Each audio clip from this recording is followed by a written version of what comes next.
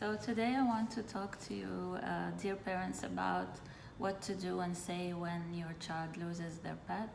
Either it's a fish or a tortoise or a cat or a dog. I actually always prefer not to lie to the child, like not to cover up and then buy them a new one and just pretend that it didn't happen. For several reasons. The first is that I have it as a rule that you shouldn't be lying to the child. You can tell them age-appropriate information, but not lie to them, because it would be very traumatic for a child to discover that their parents are lying to them, and it might impact them forever.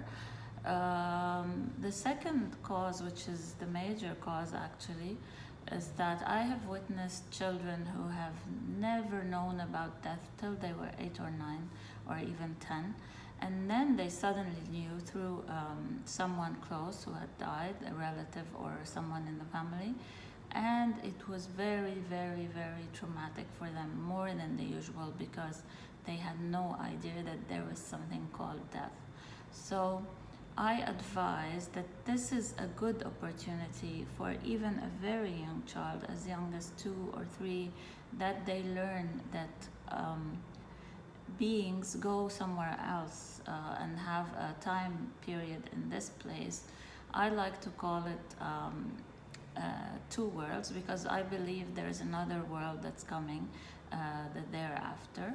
So if you believe so, if you don't, then you cannot say this. If you believe so, then you can say, everyone lives 2 lives. This is the first life, and then we go to a second life where no one ever dies again, and they're all happy and everything is all well.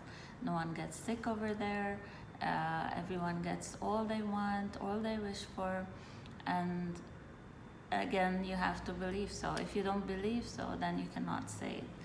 But when the child is introduced to this idea as young as possible, it's easier for them to perceive it when it happens and deal with the grief and process it without being damaged or traumatized. So I advise to take it as an opportunity, of course, age appropriately, to explain what happened to the pet. You can ask them if they want to buy another one or get another one, but later, like after a few days or a few weeks when they've processed it. But do not go behind their back, replace it and tell them, and then say nothing about it, because it is a fact of life. They have to know it, they have to process it, it has to grow with them gradually.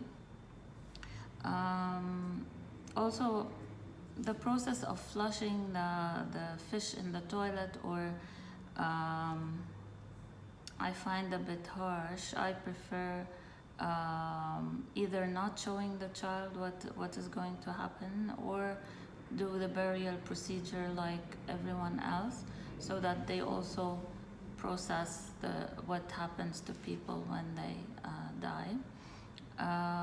But I prefer the burial to come at a later stage of life, like at 9 or 10. They start learning that beings that lose their life are buried in the ground.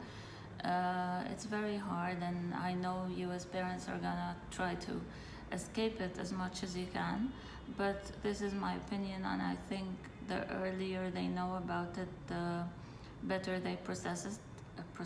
And this is what I've seen from my practice. Like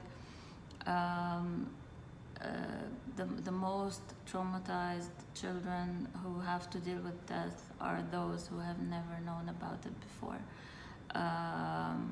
So this is my opinion.